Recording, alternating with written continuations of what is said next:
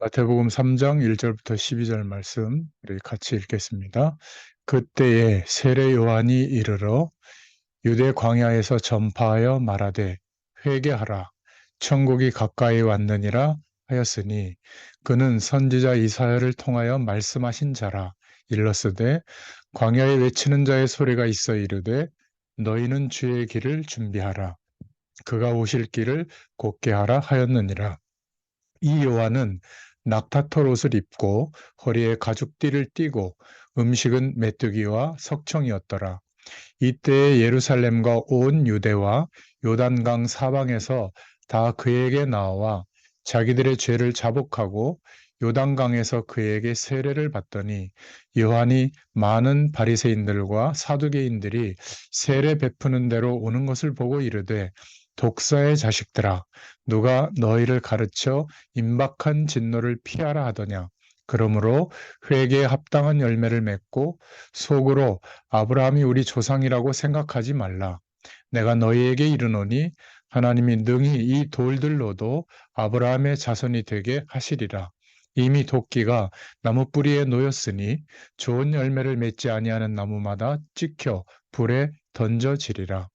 나는 너희로 회개하게 하기 위하여 물로 세례를 베풀거니와 내 뒤에 오시는 이는 나보다 능력이 많으시니 나는 그의 신을 들기도 감당하지 못하겠노라. 그는 성령과 불로 너희에게 세례를 베푸실 것이요 손에 키를 들고 자기의 타작 마당을 정하게 하사 알곡은 모아 곳간에 들이고 쭉정이는 꺼지지 않는 불에 태우시리라. 아멘. 예, 오늘 마태복음 3장 1절부터 12절의 말씀을 통해서 우리가 함께 은혜를 나눌 제목으로는 광야에서 외치는 자라는 제목으로 함께 은혜를 나누겠습니다. 복음이 없으면 사실은 우리 인생의 모든 것이 방황의 이유가 됩니다. 가난한 것도 그 이유가 되고 부유한 것도 이유가 됩니다. 열심히 노력한 것도 이유가 되고 또 열심히 노력하지 못한 결과도 방황하는 이유가 되죠. 어제 오늘 이렇게 뉴스나 이런 소식들을 제가 이렇게 보면서 이런 생각을 하게 됐습니다.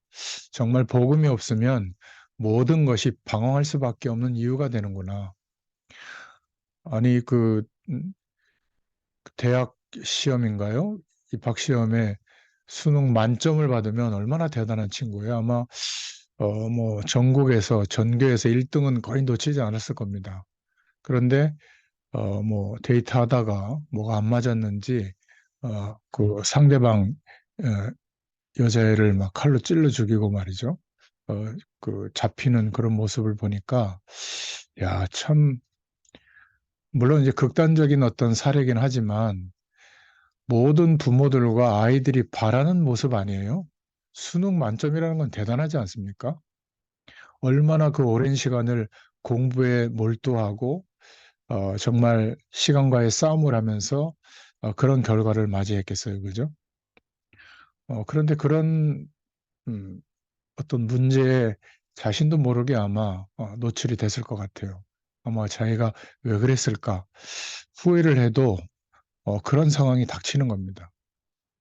또 어, 우리나라의 최고의 대학 법대를 나와서 또 많은 어려움을 뚫고 검사, 또 검찰총장, 그리고 대통령이 됐는데 그 사실 뭐 일반인이었다면 뭐 누가 핸드백을 하나 고급을 줬는데 그게 뭐가 그렇게 문제가 되겠어요. 그죠? 뭐, 뭐 그냥 그러려니 하겠죠.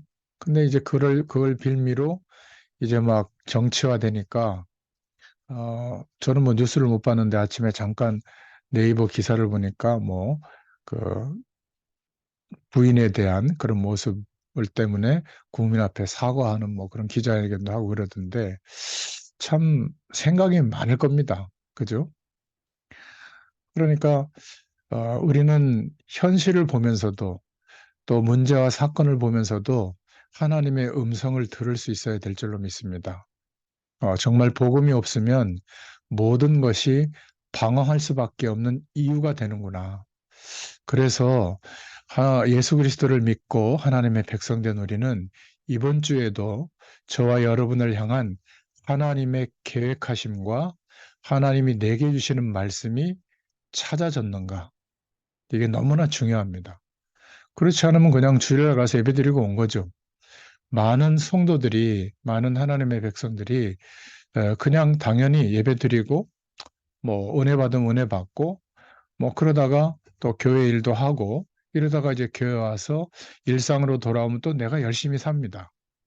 그러면 결국은 방황하는 이유가 모든 것에서 발견이 될 겁니다.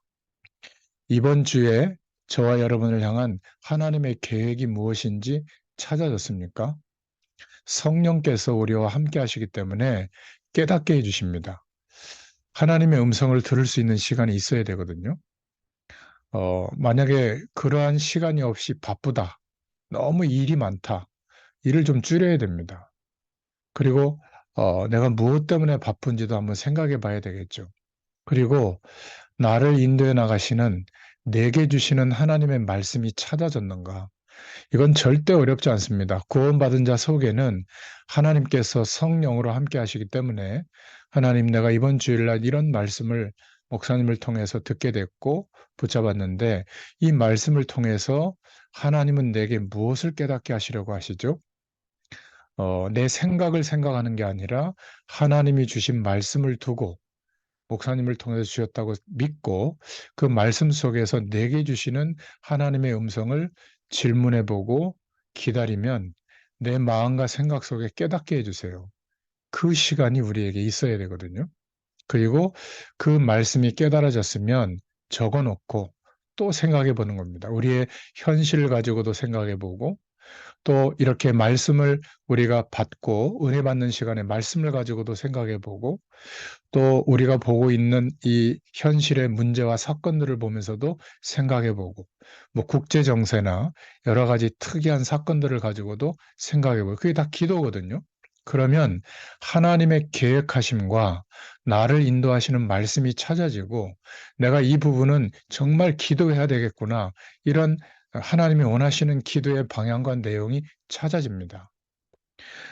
저는 이렇게 오랫동안 사람들을 만나고 또 말씀을 전하다 보니까 신앙생활을 하고 있는데도 무너지는 사람들이 많다는 것을 보게 됐거든요. 왜 그러냐면 하나님이 우리에게 주신 말씀과 기도가 하나님과 소통이 안 되기 때문에 그렇습니다. 그러니까 주로 하나님을 모르는 사람들이 살아가는 삶의 내용에 거의 비슷하게 집중하고 살아가고 있거든요. 그러니까 그러한 조건에 자꾸 삶이 흔들리는 거예요. 좋아져도 흔들리고 안 좋아져도 흔들리고. 그러니까 또 너무 힘드니까 종교적으로만 또 예배드리고 또 하나님의 말씀을 듣고 또 기도하는 겁니다. 복음 속에서 우리에게 허락하신 이 놀라운 축복은 상상할 수 없는 축복이거든요. 그러한 부분들을 오늘 좀 서론에서 좀 생각하면서 이 마태복음의 말씀을 저희가 봤으면 좋겠습니다. 오늘 마태복음 3장 1절부터 12절의 내용은 세례 요한이 나 뒤에 올 그 예수 그리스도에 대해서 전파하는 내용이죠. 그런데 그냥 전파한 것이 아니라 가장 그 당시에 실권과 힘과 권력을 갖고 있던 바리새인들, 사두개인들을 향해서 독사의 자식들아 이러면서 말이죠. 너희들의 행위와 그 노력과 기준으로 모든 것을 판단하고 신앙생활하고 있는데 큰일 났다. 이미 도끼뿌리가 나무에 놓여 있는데 좋은 열매를 맺지 않은 나무마다 찍어 불에 던질 것이다. 이렇게 막 선포하면서 오실 메시아에 대한 복음에 대한 사실을 굉장히 정확하고 사실적으로 선포하는 내용입니다. 그래서 우리가 본론으로 오늘 첫 번째로 마태복음 3장을 통해서 우리가 붙잡을 기도 제목은 복음을 전혀 갖고 있지 않은데도 그러한 불신자들에게도 능력이 나타나기도 합니다. 이 당시의 바리새인들은 유대 사회의 최고위층들이거든요. 주도하는 세력들이었습니다. 정치, 경제, 사회, 문화 모든 실권을 장악한 그런 능력을 나타낸 사람들이에요. 마태복음 24장에도 말세에 이런 일들이 일어날 것이다, 이렇게 얘기하고 있죠. 여러분, 사람들이 산에 가서 몇 년만 앉아서 집중하는 뭔가 수행을 하잖아요. 그럼 능력이 나타납니다. 영적 현상을 일으키기도 하고 영적 현상을 보여주기도 하고 또 사람들에게 체험시킬 수 있는 방법도 알게 되죠. 근데 그게 하나님이 주신 능력이라기보다는 사단의 역사거든요. 그래서 결국 그 능력을 행하는데, 그 능력 행하는 것을 따라 방법대로 실천하는데 많은 대단한 것들을 얻는 것 같지만 완전히 실패하게 됩니다. 이게 세상을 보이지 않게 움직이는 영향을 주는, 악영향을 주는 내용이거든요. 이런 것들을 볼 수 있는 눈이 있어야 돼요. 아이, 뭐 옛날 어려운 시절에 못 사는 나라에 저 수준이 낮은 문화권 속에서만 일어나겠지, 아닙니다. 아주 고급스럽게 포장되어 있는데도 불구하고 사람들은 내 힘과 능력의 한계를 알고 있거든요. 아무리 노력해도, 최고의 것을 가지고 노력해도 한계를 알고 있습니다. 오히려 아주 모자란 사람도 한계를 알지만 정말 노력해 본 사람은 인간의 한계를 알거든요. 그러니까 오히려 신비주의의 배경이 파고들 수 있는 가장 적합한 인물들이 전문인들이에요. 그것도 슈퍼 엘리트들. 자신의 결정과 자신의 판단이 수많은 사람들에게 어마어마한 영향을 줄 수 있다는 거. 이것을 알고 있기 때문에 결국 마지막에는 극단적인 선택을 할 때는 이런 보이지 않는 세력의 도움을 받으려고 하는 거거든요. 너무나 연약합니다, 인간은. 여기에서 오는 굉장한 위기를 우리가 막아야 되잖아요. 단순히 우리가 마음이 편하다, 예수 믿었더니 좀 좋아졌다, 예수 믿었더니 좀 우리 자녀가 잘 됐다, 이것은 그냥 종교 속에서 기대하는 결과들이지 예수 그리스도로 말미암아 우리의 회복되어진 축복과는 비교할 수 없는 어마어마한 축복이 우리에게 임했는데 여전히 모르고 있을 가능성이 있습니다. 석가모니 같은 사람도 보리수나무 밑에서 6년 동안을 집중하고 앉아 있었는데 지구의 절반을 삼킬 만한 굉장한 능력이 나타났잖아요. 사단의 역사 속에서는 그런 능력이 나타납니다. 이것은 이렇게 될 것이다라고 믿는 순간부터 거기에 결과들이 따라오게 되는 거예요. 그러니까 사람들이 집중하죠.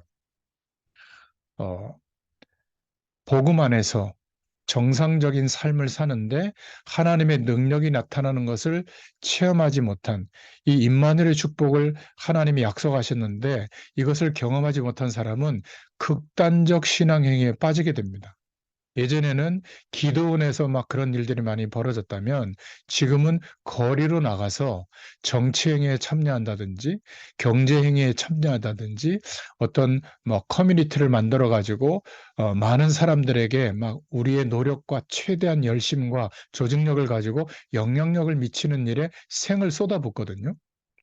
굉장히 정보의 홍수 시대에 손바닥만한 이 핸드폰으로 모든 정보를 볼 수 있기 때문에 그것을 분별할 수 있는 복음이라고 하는 영원한 진리의 기준이 없으면 거의 다 흔들리고 헷갈립니다. 거기에 자칫 마음을 담아버리면 감당하지 못할 결과들이 오게 되거든요. 그러니까 우리가 깨닫지 못할 때 밖에서는 이런 굉장한 일들이 벌어지고 있는 겁니다. 눈을 감고 있는데 책의 내용을 읽을 수 있는 능력을 가진 사람도 있고요. 투시하는 능력이죠. 뭐 단전호흡, 기운동, 실제로는 어마어마한 영적 영향력을 보여주고 있는 이런 단체들이죠. 유럽에는 이미 어떤 특정한 능력이 나타나는 뭐 초능력이라든지 또 명상을 할 때 뭔가 유체 이탈을 한다든지 또 굉장한 창조적 아이디어와 지혜를 그 속에서 얻는다든지 이런 쪽으로 어마어마하게 기울여져 있습니다. 그리스도를 모르는데도 이런 불신자들에게 영적인 파워가 막 생기는 거죠. 그러니까 그렇지 않아도 인생이 살기 힘들고 내 힘으로 해결할 수 없는 영적 문제가 덮쳐 있는 사람들은 전부 이런 세력들이 역사하는 쪽으로 막 몰려갑니다. 예수님 이 시대에도 그리스도 없이 가장 큰 능력을 행한 종교가 바리새인들이 득세하던 유대 종교, 바리새 종교입니다. 여러분, 정말 그리스도는 모든 문제를 해결했구나. 이 사실을 확실히 믿고 기도하는 그 순간부터 하나님의 역사는 시작이 됩니다. 불신자도 기도하면 응답받는데요. 우리는 그리스도로 말미암아 확실한 하나님이 약속하신 응답을 받을 수밖에 없는 신분이 되어졌죠. 하나님의 자녀가 된 겁니다. 그래서 우리가 기도한다고 하면 응답이 안 될 리가 없는데 대부분 내가 계획을 세운 걸 가지고 몰두하거든요. 그거보다는 하나님의 계획을 발견해서 기도하는 것과 완전히 다르게 되는 겁니다. 그러니까 내 평생에 하나님의 계획이 무엇일까? 내가 인생을 드릴 만한 하나님의 계획이 무엇일까? 이게 분명히 발견돼야 되거든요. 저는 발견이 됐습니다. 그래서 열심히 하든 열심히 하지 않든 내 인생이 무엇 때문에 존재하는지를 저는 이제 알고 있어요. 그리고 나의 인생을 통해서 하나님이 인도하실 방향과 내용과 범위를 주셨기 때문에 그 계획을 발견했기 때문에 기도하기 시작했거든요. 그때부터 하나님의 응답이구나라고 인정할 만한 응답들이 저는 오기 시작했습니다. 우리가 다른 사람도 봐야 되지만 여러분, 하나님이 내게 주신 계획이 뭘까? 내 인생을 드릴 만한 시절을 따라 막 움직이는 계획이 아니라 평생에 하나님이 나의 인생을 통해서 인도하고 계시는 계획이 뭘까? 이 답이 찾아지기를 하나님 앞에 기도하시길 바랍니다. 그리스도 안에 우리가 있기 때문에 이 기도를 하게 되면 반드시 하나님의 역사가 일어나게 되어 있어요. 너무 지나치게 계획을 세우는 것이 문제지만 하나님의 계획에 맞는 찾아진 계획을 따라 기도하기 시작하면 틀림없이 하나님의 응답이 일어나게 됩니다. 너무 복잡한 계획을 세워가지고 기도하면 응답이 와도 복잡하게 오기 때문에 누려지는 게 아니라 그냥 부담이 되는 거죠. 우리가 무엇을 해야 될 것인가를 바르게 기도 속에서 붙잡을 수 있기를 바랍니다. 사람이 계획을 세워놓고 열심히 하자는 것과 이거는 완전히 다릅니다. 하나님의 계획 안에서 그것을 언약으로 붙잡고 하나님의 인도를 받는다면 반드시 하나님이 역사하시기 시작합니다. 아니, 귀신을 섬기는 사람들도 잠깐이지만 응답이라고 받는데 우리가 하나님의 응답을 안 받을 이유가 없는 거죠. 그래서 어, 세 번째로 기억해야 될 것은 먼저 우리가 그리스도를 정확하게 알아야 됩니다. 우리가 피곤하고 갈등하고 흔들리는 이유는 그리스도에 대한 지식이 너무 빈약한 거예요. 건강에 대한 지식보다, 자녀를 키우는 지식보다, 경제 활동을 하는 것 때문에 30년, 40년을 몰두한 지식보다 그리스도를 아는 지식이 너무 빈약한 겁니다. 그러니까 막연하게 믿거나 감정으로 믿거나 이런 것이 전부 다거든요. 구약과 신약 전체가 그리스도에 대해서 하나님의 비밀인 그리스도에 대해서 증거하고 있다면 우리는 말씀이 가리키고 있는 내용을 믿어야 될 줄로 믿습니다. 그리스도를 붙잡으면 반드시 저주와 흑암 세력을 이기게 됩니다. 그리스도를 정확하게 붙잡으면 이때부터 어떤 일이 시작되어지죠? 하나님과 통하게 돼요.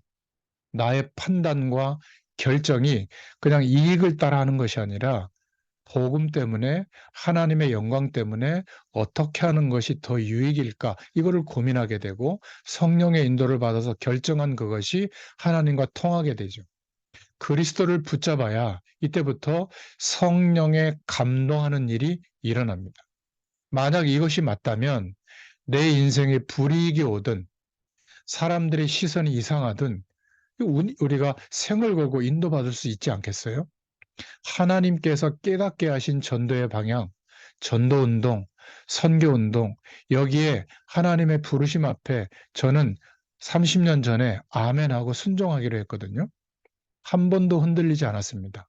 이것은 사람 때문에 내린 결정도 아니고 분위기 때문에 내린 결정도 아니고 많은 시간 기도하면서 하나님께 질문했을 때 성령의 감동하심으로 확정해 주신 내용이거든요. 그러니까 많은 일들이 있어서 가끔 조금 생각도 하게 되고 고민도 하게 되지만 제 중심과 방향이 흔들린 적이 없습니다.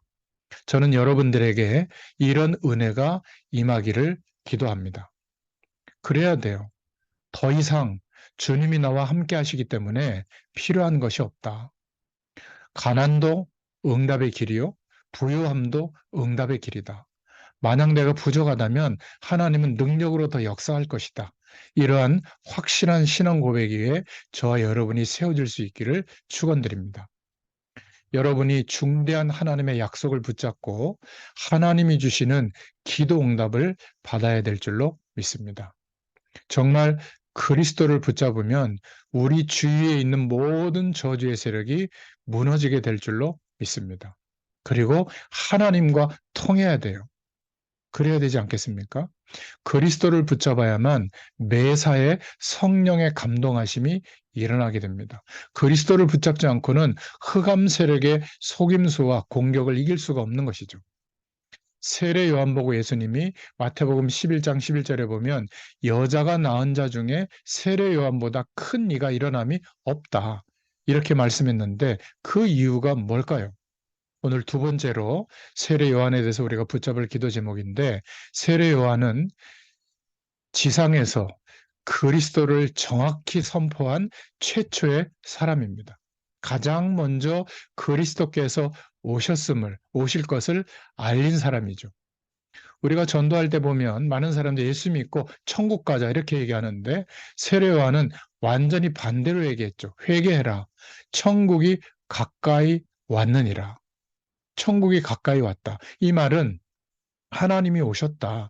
하나님의 나라가 임하였다. 그런 말이거든요.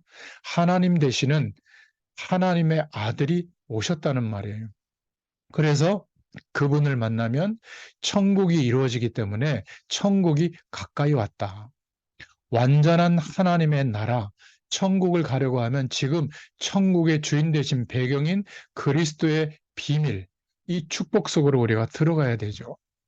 그래서 하나님이자 하나님의 아들이신 그리스도께서 오셨다는 것을 가장 처음 선포한 그런 인물이 세례 요한입니다.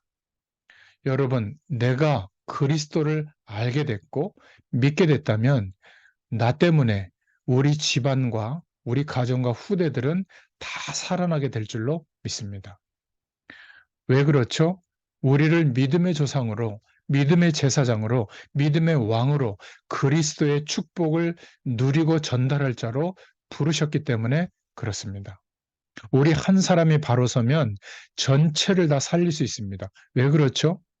예수님의 이름, 예수님께서 그리스도 되신 이 축복은 너무 엄청나기 때문에 사실은 우리가 측량할 수가 없죠. 거기 제가 성경 구절을 몇 개 적어놨는데, 요한복음 17장 11절부터 13절에는 예수는 여호와의 이름이다. 요한복음 14장 14절에는 그래서 내 이름으로 구해라. 그러면 내가 즉시 시행하리라. 또 예수님이 요한복음 15장 16절에도 무엇을 구하든지 다 받게 하려 한다. 요한복음 16장 24절에는 무엇이든지 구하는 것을 하나님께서 내 이름으로 주실 것이다. 빌립보서 3장 21절에 사도 바울은 이렇게 고백했죠. 만물을 복종하게 하시는 분의 이름이다. 사도행전 3장 1절부터 12절에 이 복음의 비밀을 깨달은 베드로와 요한이 안진뱅이에게 40년 동안 미문 앞에 있던 안진뱅이에게 내게 있는 것으로 내게 주는데 나사렛 예수 그리스도의 이름으로 일어나라. 그러니까 하나님의 기적이 나타났죠. 이 이름을 우리에게 주셨고, 그래서 우리가 기도할 때마다 너무나 쉽게 부르는 이름이지만 그 이름의 권세가 어마어마한 겁니다. 사도행전 16장 16절부터 18절에는 그 이름으로 기도할 때 너와 내 집이 구원을 얻게 될 것이고, 사도행전 4장 12절에 베드로는 사내들인 공회 법정 앞에서 모든 것을 우리에게 주신 것 같지만 구원을 주실 다른 이름을 우리에게 주신 적이 없다. 예수 이름을 주셨다. 예수님 당신도 직접 요한복음 14장 6절에 내가 곧 길이요 진리요 생명이니 나로 말미암지 않고는 아버지께로 올 자가 없느니라. 예수 그리스도의 이름을 우리에게 주신 줄로 믿습니다. 그래서 우리가 꼭 기억해야 될 것은 여기에서요. 어, 아무도 모르고 있을 때, 아무도 말 안 하고 있을 때 처음으로 세례 요한이 그리스도께서 오시는 것을 선포하게 된 겁니다. 이때 하나님이 어마어마한 기적과 역사를 일으키거든요. 베드로가 제일 처음으로 당신이 바로 주님이시요 그리스도시요 살아계신 하나님의 아들이십니다. 이 고백 위에 하나님께서 그리스도로 말미암아 교회를 세우겠다. 어떤 음부의 권세도 이기지 못하는 권세를 주셨잖아요. 유대인의 성전에 처음으로 그리스도가 증거된 사건이 오늘 본문의 내용입니다. 지금도 마찬가지예요. 한 번도 복음을 듣지 못한 개인, 한 번도 복음을 듣지 못한 지역, 그런 선교 지역에 가서 처음으로 예수님이 바로 그리스도라는 사실이 증거되어질 때 하나님의 기적이 나타납니다. 저도 그런 경험이 몇 번 있거든요. 성전 민문에 40년 동안 안진뱅이가 어떻게 일어날까?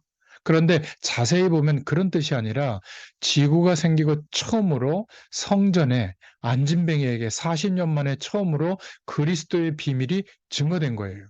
그러니까 안진뱅이가 일어나는 것은 당연한 거죠. 하나님이 살아계신 증거를 보여주신 겁니다. 지금도 마찬가지예요. 이렇게 교회들이 많은데도 한 번도 예수님이 그리스도라고 하는 이 복음이 가장 중요한 하나님의 약속이고 이 약속을 붙잡고 믿을 때 어떤 일이 일어나는지 임마누엘의 축복이 일어나는 축복이 뭔지를 한 번도 설명 못 들은 사람이 너무나 많아요. 예수 믿으면 천국 간다. 예수 믿으면 병 낫는다. 예수 믿으면 편안해진다. 예수 믿으면 문제 해결된다. 이런 얘기는 많이 들었는데 복음에 대한 내용과 그 결과로 하나님의 약속대로 이루어지는 축복에 대해서 정확하게 들어본 적이 없는 적이 너무 많아요.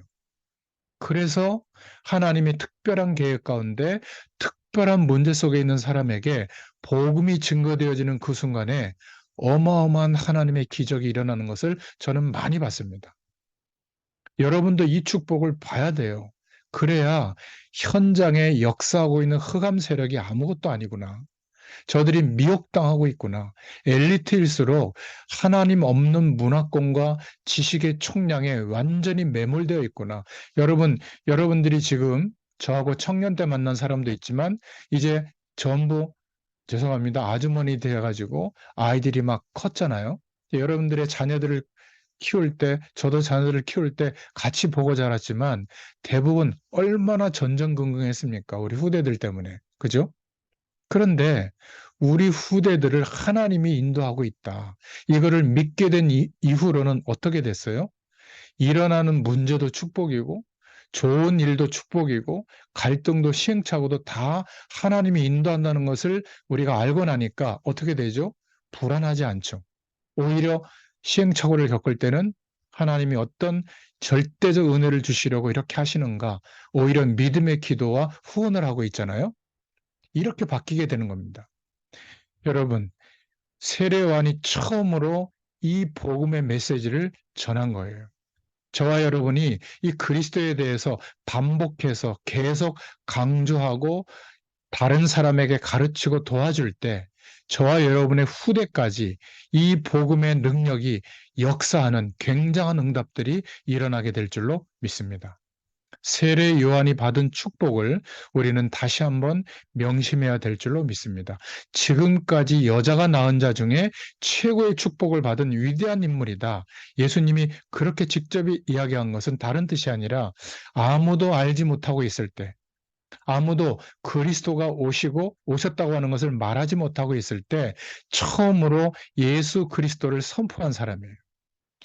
고기 잡던 어부 베드로가 사실은 무식한 사람인데 하나님의 가장 대표적인 축복을 받는 데는 이유가 있는 겁니다.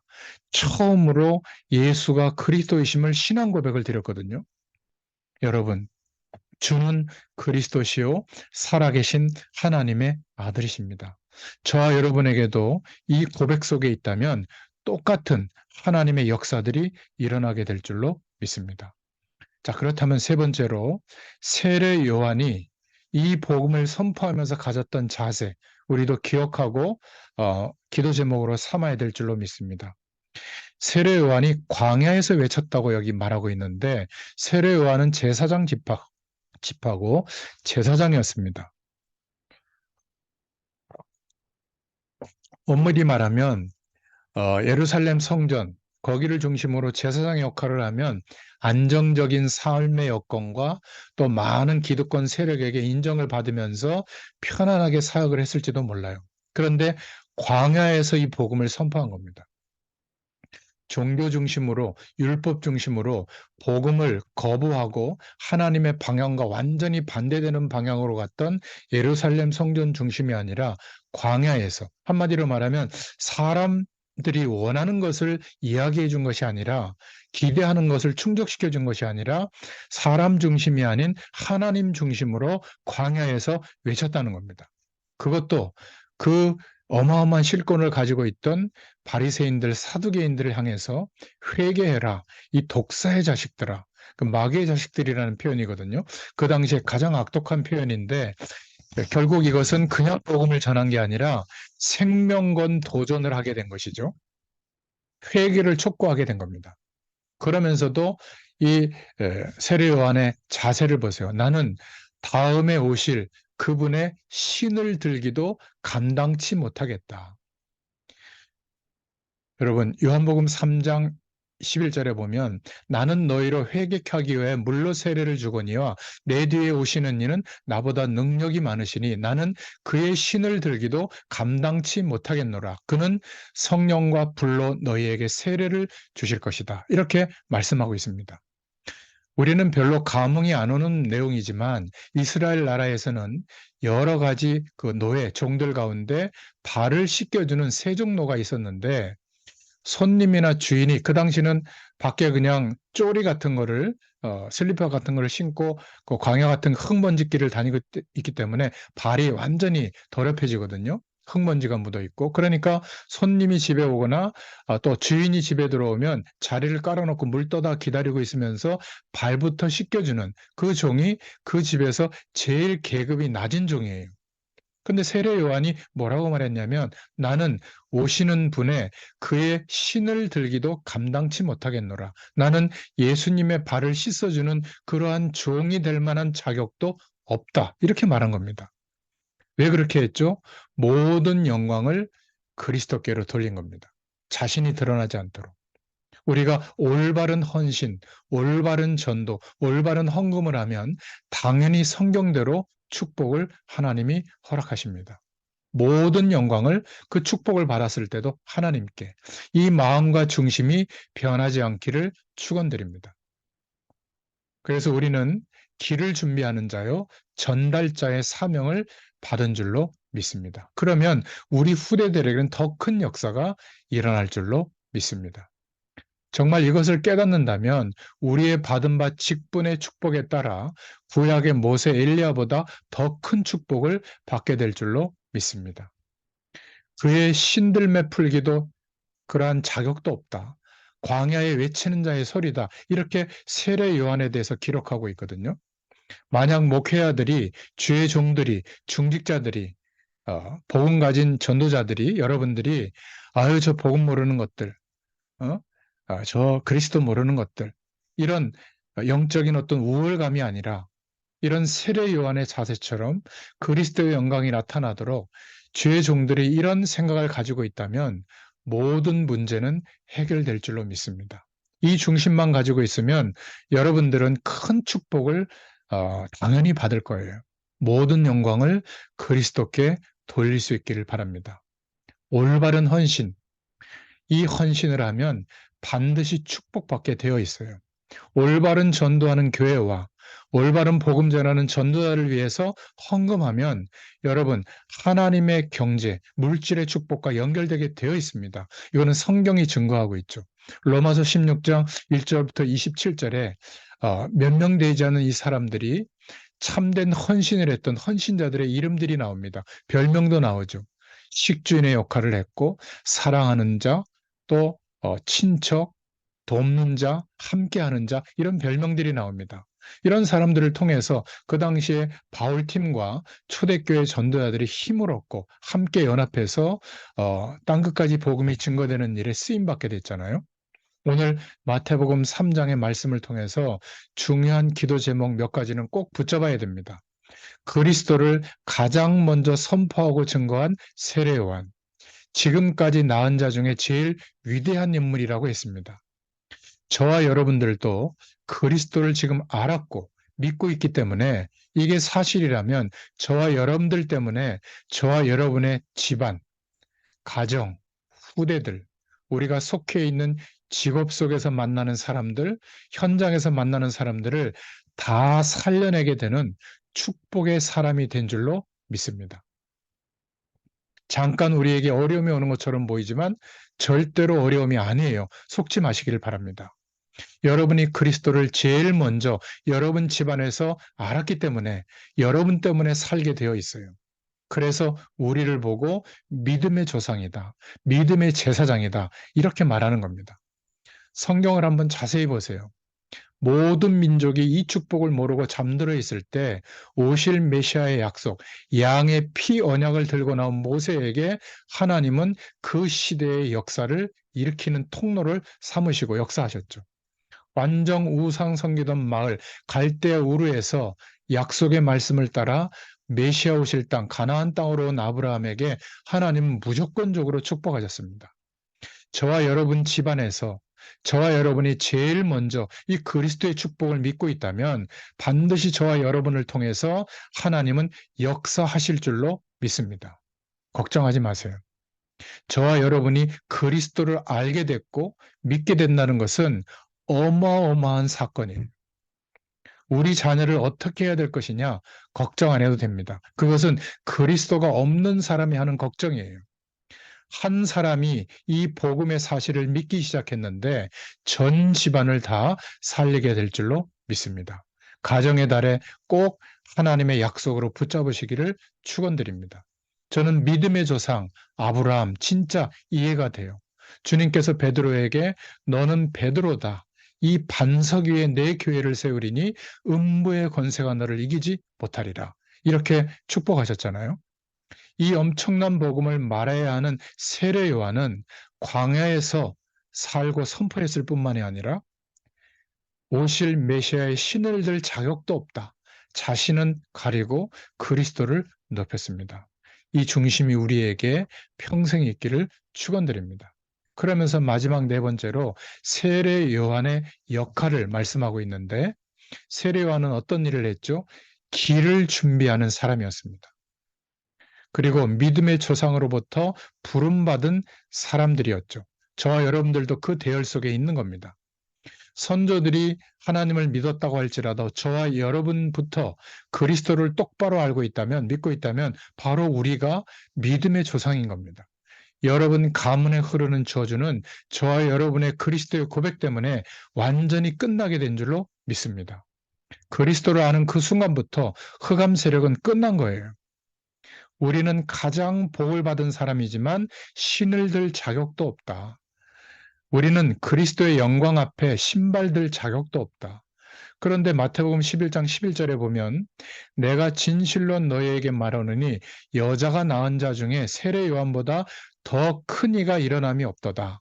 그러면서 뭐라고 말하고 있는지 아세요? 그러나 천국에서는 지극히 작은 자라도 저보다 크니라.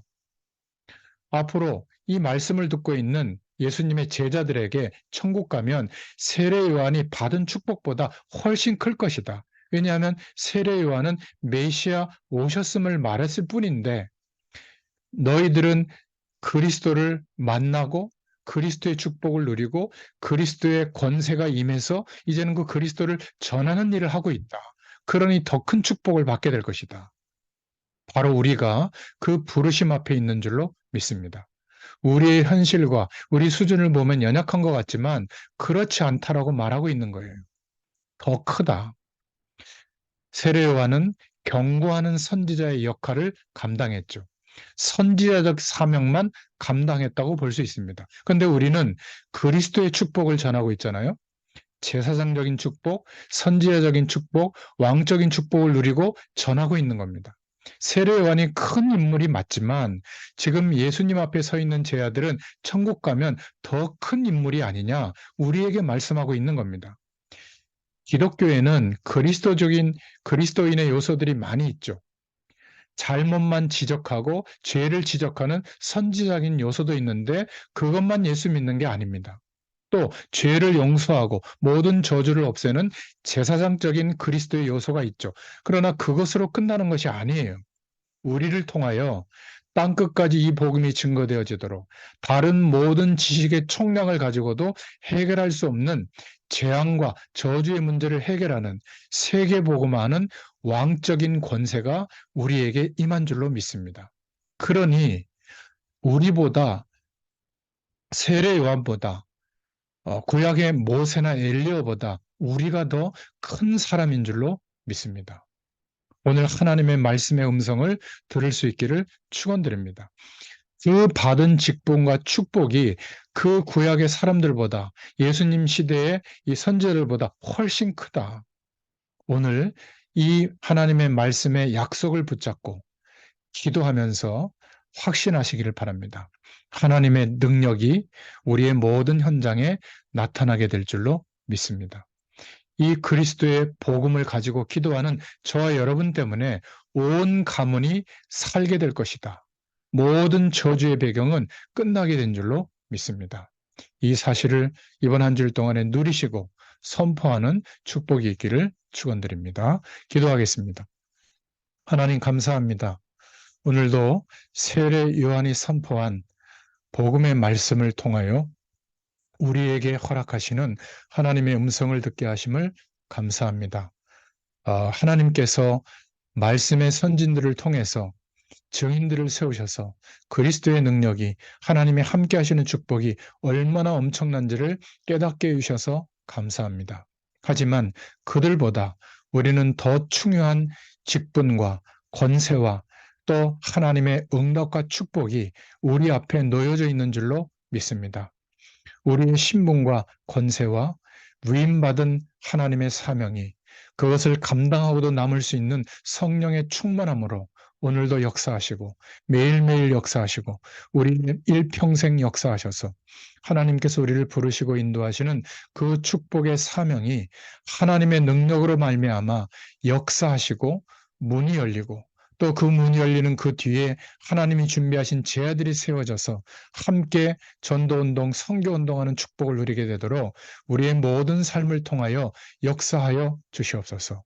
이 응답의 증인으로 저희 한 사람 한 사람을 세워가시기를 소원합니다. 감사드리며 예수님의 이름으로 기도드렸습니다. 아멘.